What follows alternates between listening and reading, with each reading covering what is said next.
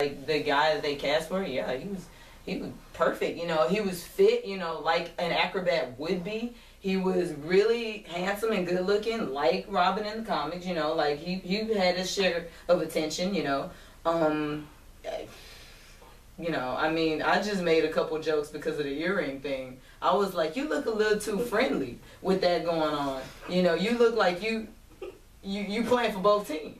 You know, and there's nothing wrong with that. But I just, you know, sometimes he had this look and I was just like, you have a hot date tonight with a guy, don't you? You're going to be on the bottom of it, aren't you? Like, that's just what I just got that vibe from it. We might be able to make it through this entire video. I'm so sorry. Without the ambiguously gay duo coming up. No. I mean, I'm fine with that. Although, honestly, in this movie, the ambiguously gay duo was Riddler and Two-Face. I'm sorry. Truthfully. Yes, absolutely. They had some sort of weird thing going on the side. That was more than a bromance. Yeah, right? Yeah, it was quite. They were damn near married. The faces. They were nearly married, especially with the part of the Riddler basically giving instructions to Two-Face. I found that quite odd. Like, I would think that Two-Face has always been about his own agenda, you know, what's fair, you know, or whatever like that. So if he's going to flip his coin and do what he's going to do, he's going to do what he's going to do. And the fact that the Riddler kind of had like a bit of an invisible collar on him, I found that a bit weird. I was like, And those bodysuits, I was like, are you the wife? You're the wife, aren't you? Because you wearing these little tight, sexy little suits, and you know you got your, you know, you have your setup going. I don't have to say it. Y'all already know where I'm going with that. But you know, and you know, it's like just like Two-Face was like the typical man. Like, oh, she never let me do what I want to do. It was like that, you know. So that's how it struck me. And then those little sassy hairdos he had with the pink. I know you said orange earlier, but that looked like pink to me. That looked like pink, and I've seen a woman like Cruella de Vil-ish, you know, like I've seen that. And, you know, in stature also Jim Carrey is smaller and more slender and streamlined than the guy who played, I forget the name, see, sorry. Yeah, that guy. So it just kind of gave me the husband and wife vibe at that point. You know, I know the women were there, but it felt like they were irrelevant. Like, you could be, bitch, you can be replaced. So you better shut up and you better carry that cane over there, you know, because I don't need you. You know, I can get anybody to replace you. But these two felt like a couple, especially like at the end. It was so let's just take a second real quick. Okay. Are you here on the internet seriously outing the Riddler and Two-Face? No, I'm not. Are you outing them? Are you outing them? No, I'm not. Are they coming out of the proverbial back closet? Look, let me be very clear. I'm not shipping them, as the internet would say, but I'm just saying how the feeling that I got from Rule 34 just kicked in. Yeah, it did. It did, and hard with a vengeance. With that one sentence. I'm not. There's already like 1,000 fanfics slash fics. Oh my god! For the two of them. That was not my intention. My intention and somebody's already working on it. It gave me the husband, the typical married couple vibe. I mean, come on, that there did. It is. Once again. Okay. 200 views right now for it. Yeah. I'm not trying to. I'm not calling either one of these men gay. I don't know their lives, but I'm just saying, or the characters. But I'm saying the dynamic of their interactions. Yeah, it was very. It was friendly. Very. It was very odd for two men. It was very master slave. Yeah, exactly. It was obviously, hey, you're gonna do what I say. You know, oh, especially you. You're not gonna do that. What did I say? You're not gonna do that. Like, you wouldn't typically see that. Like, in two crime bosses that would be considered equal. Like, you wouldn't see Joker and Penguin like that. Yeah, you wouldn't see that. So it really, and their interactions, like with the gestures and like. I noticed the Riddler was like very handsy with him too. You know, that's another thing, another level. It gave a very strange vibe. Each other's laps at the end, by the end, and their faces were like this close away. Exactly, that's what I'm saying. I was like, just kiss. Go ahead. Exactly, you might as well. You're half of. Be sure to get that half with a good lip though. Yeah, exactly. That's what I'm saying. So like with that dynamic, with the combination of the gestures and just their whole dynamic of the way that they interacted with each other. It felt very marriage-esque. It really did.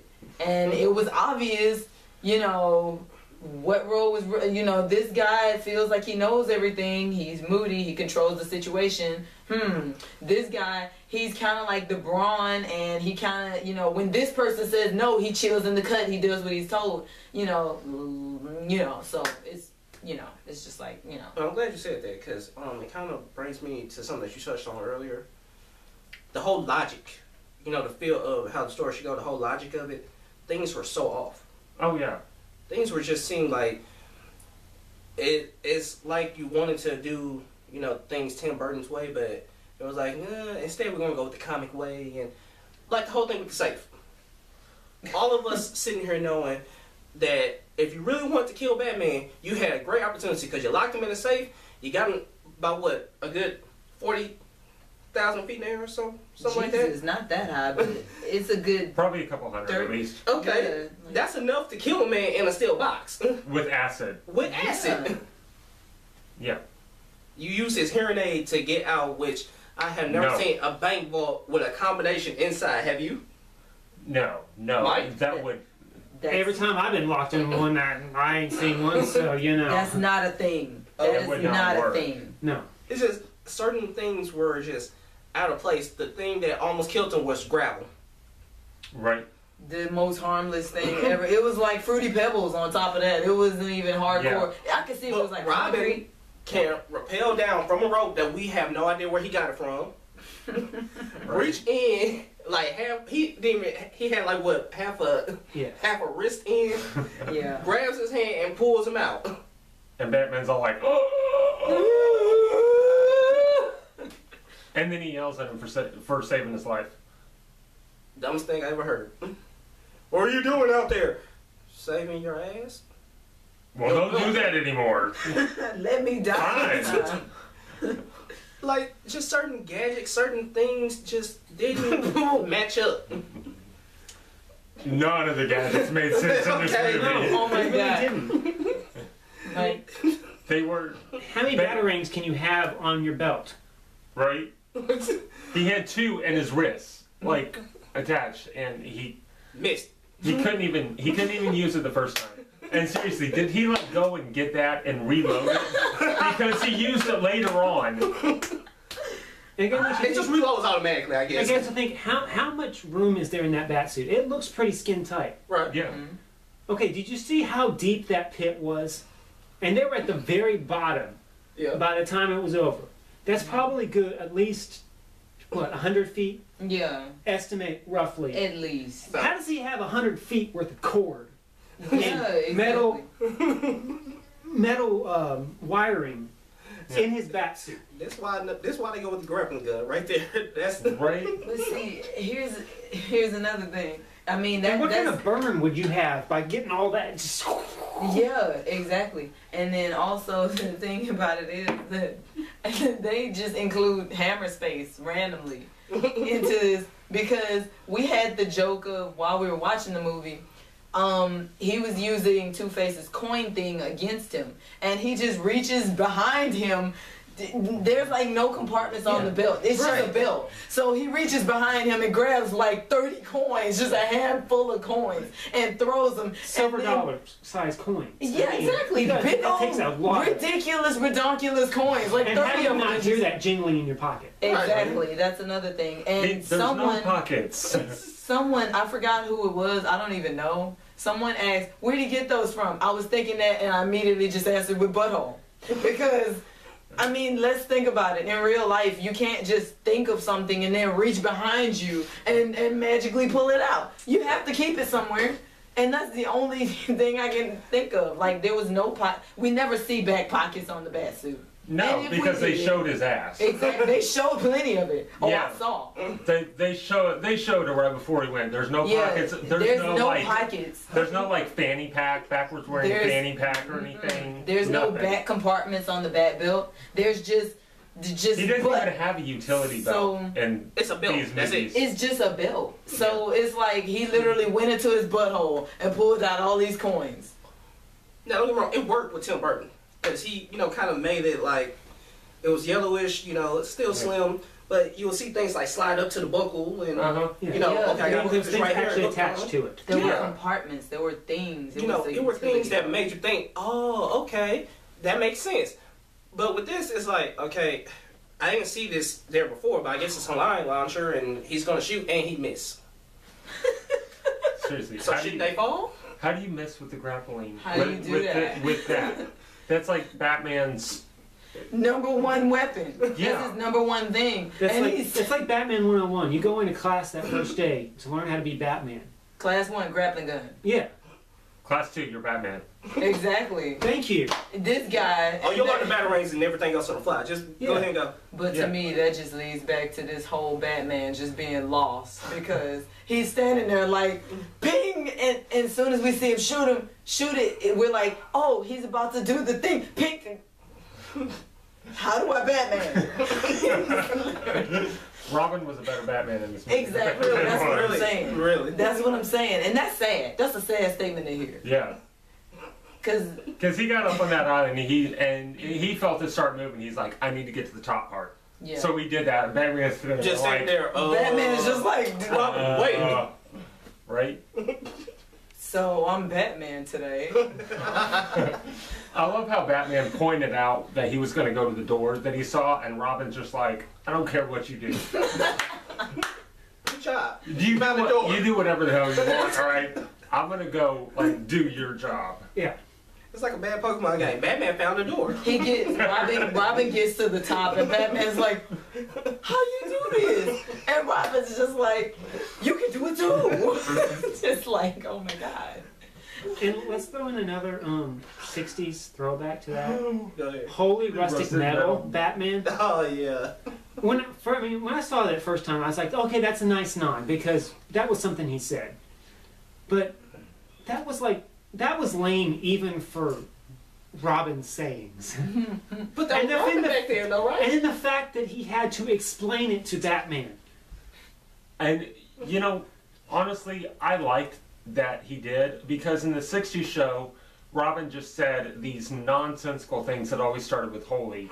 But it was just part of his character, you know? He'd be like, holy whatever, Batman. It was just what he did. Robin wasn't, in this movie, Robin was actually, it's almost like he didn't even mean to do it. He was actually just saying, this island is made out of metal that is rusty and has holes in it. He was just trying to explain that to Batman because Batman has no idea what's going on. He's very simple in this one. You know? Just give Batman. Because he just said that. And it just came out like that, you know? Just Batman in this movie just He didn't go anywhere near the bar. he needs a nap. If there was a bar of where Batman should be, like let's just put one out there. There's a bar where Batman needs to be. There's the TV shows, Adam West and everything like that. Then there's movies, Michael Keaton. I keep forgetting the guy's name Christian Bale. Christian Bale. Yeah. They like right up there with the bar and maybe even past it. This guy is nowhere He's even near at where Adam West was. But again, he's still better than George Clooney. Yeah, because George Clooney was lost beyond lost. Yeah. He just. I don't think anybody. I would have to see those movies again because I don't think anyone could be as lost as this guy was. I just don't. If we watched it, it's gonna just be me and you because at least George Clooney kind of never again. No, we're not doing it again. Never again. We'll never watch that movie again, ever. So. The 18 minutes that I saw in Cinema Sins, everything wrong with, I fell asleep about halfway through it. No, if you just watching that was a very good video. The Nostalgia Critic review of it is a little great. bit better. It's hilarious. Yeah. It's one of the funniest things that you can watch on the internet machine. Seriously. Until we get this video uploaded. Yeah. Yeah, but my God, this is a bad. This movie. This you suck your Batman movie, Batman. Yeah. Oh my God. I would like to put in one more thing before we wrap it up because I think we're probably getting to the end of our discussion on this. Yeah. Why was all of Two-Face's thugs, and that's how they are listed in IMDb. Why were they all wearing dominatrix masks? Because they into some freaky stuff.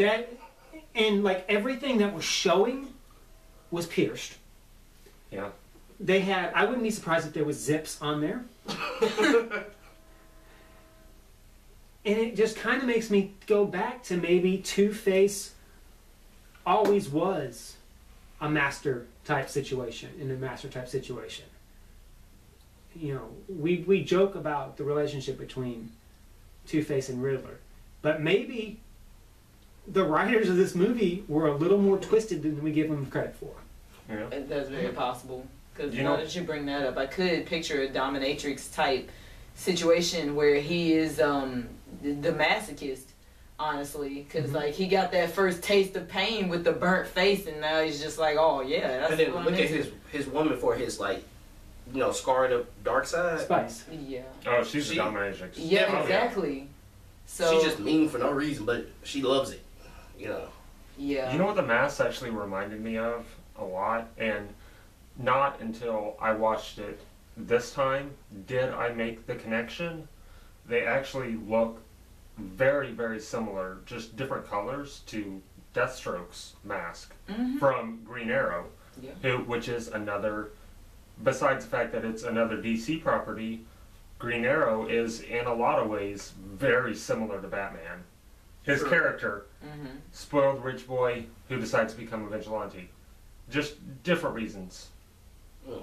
You know, and I don't know, I mainly know it from the show, not the comic book.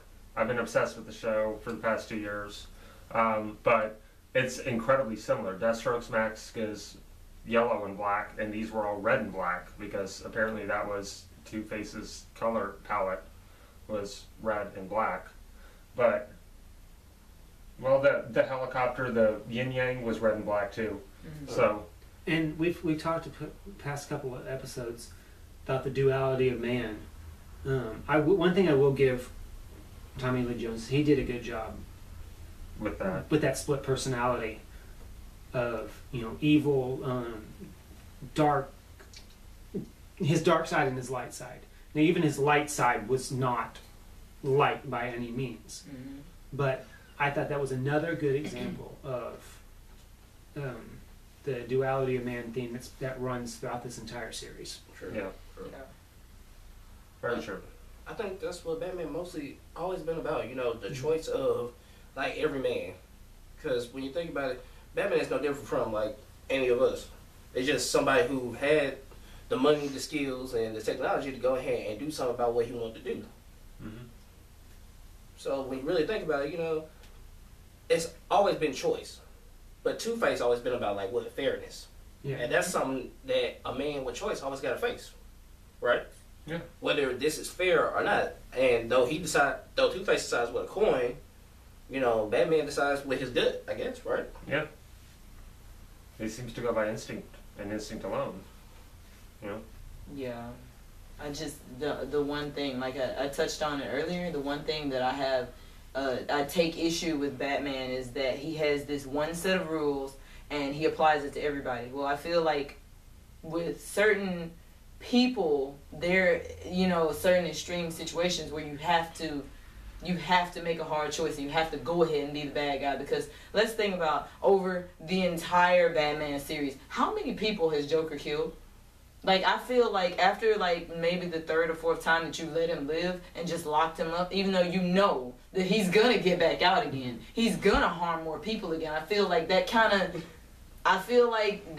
of falls on him after a certain point, because it's like, Joker wants to die. That's why he's coming after you.